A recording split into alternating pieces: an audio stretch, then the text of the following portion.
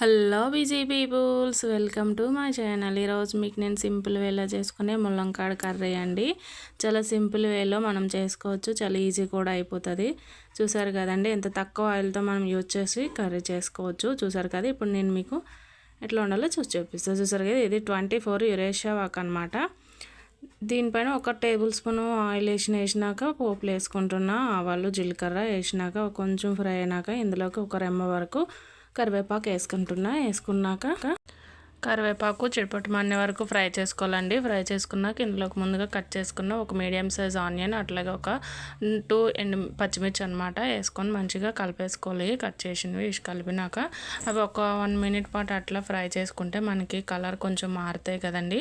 అది golden brown colour వచ్చే వరకు ఫ్రై చేసుకోవాలన్నమాట. ఫ్రై చేసుకున్నాక అందులోకి ముందుగా 1 టేబుల్ స్పూన్ వరకు అల్లం వెల్లుల్లి పేస్ట్ వేసినాక అది కలుపుకొని అల్లం వెల్లుల్లి పేస్ట్ అన్నమాట మనకి పచ్చివాసన పోయే వరకు ఫ్రై చేసుకోవాలి అనమాట. మంచిగా ఫ్రై చేసుకోవాలి. ఫ్రై చేసుకున్నాక ఇందులోకి మనము ఒక 2 టమాటాలు, మీడియం సైజ్ 2 టమాటాలను చిన్న ముక్కల్లా కట్ చేసుకోవాలన్నమాట. పేస్ట్ వేసినా ఓకేనండి. నేనైతే ఆ టమాటా వేస్తున్నాను, ఎందుకంటే ఏఎంసీ కుక్వేర్ కదా, ఇవి తొందరగా మనకి టమాటా మగ్గిపోతాయి అనమాట. ఇందులో ఏవైనా సరే తొందరగా కుక్ అయితే అట్లా వాటర్ ఆయిల్ వేయకుండా కూడా కుక్ చేసుకోవచ్చు అనమాట. ఇలా టమాటా వేసి మంచిగా కలిపేసుకోవాలన్నమాట. టమాటా వేసినాక ఒక 1 మినిట్ పాటు మనం లిడ్ పెట్టి కుక్ చేసుకున్నామంటే మనకి చాలా మెత్తగా అయిపోతాయి అనమాట. టమాటా మనం పేస్ట్ వేసినట్లు అవుతాయి. చూసారు కదండి, ఇట్లా వేసినాక మనం లిడ్ పెట్టి కుక్ చేసుకోవాలి. ఒక 1 మినిట్ పాటు కుక్ చేసుకుంటే కుక్ అయిపోతుంది. ఇట్లా ఎవరైనా పర్చేస్ చేయాలనుకుంటే పైన కాంటాక్ట్ నెంబర్ ఇస్తున్నా, కాంటాక్టే పర్చేస్ చేసి. చూసారు కదండి, టమాటా మెత్తగా మగ్గిపోయినాయి. ఇప్పుడు ఇందులోకి మనము సరిపడేలా సాల్ట్ వేసుకోవాలన్నమాట. వేసుకున్నాక ఒక 1/2 టీ స్పూన్ వరకు పసుపు, అట్లాగే 1/2 టీ స్పూన్ కారం అనమాట. కారం తక్కువ యాడ్ చేసిన, ఎందుకంటే మేము తక్కువ తింటాము, అందుకని తక్కువ కారం యాడ్ చేస్తున్నా. మీకు ఎక్కువ కావాలంటే ఎక్కువ కూడా యాడ్ చేసుకోవచ్చండి. చూసారు కదా, ఇదంతా అన్నీ కలిసేలా కలుపుకోవాలన్నమాట. టమాటా గ్రేవీకి ఉప్పు కారం పసుపు మంచిగా పట్టేలా కలిపేసుకొని మనము ఇప్పుడు దీనిలోకి మనము ముందుగా కట్ చేసి పెట్టుకున్న ముల్లంకాడల్ని యాడ్ చేసుకోవాలన్నమాట. ఇవి నాటు ముల్లంకాడలు అండి, అందుకు సన్నగా ఉన్నాయి. ఏవైనా వేసుకోవచ్చు, తొందరగా కుక్ అవుతాయి. చూసారు కదండి, ఇట్లా కలిపేసుకోవాలన్నమాట. మంచిగా టమాటా గ్రేవీ అంతా ముల్లంకాడలు పట్టేలా కలిపేసుకొని లిడ్ పెట్టి ఒక 1 మినిట్ పాటు మనం కుక్ చేసుకున్నామంటే టమాటా కొంచెం కలర్ మారుతాయండి. మారే వరకు కుక్ చేసుకున్నామంటే చాలా మనకి మెత్తగా అయిపోతాయి.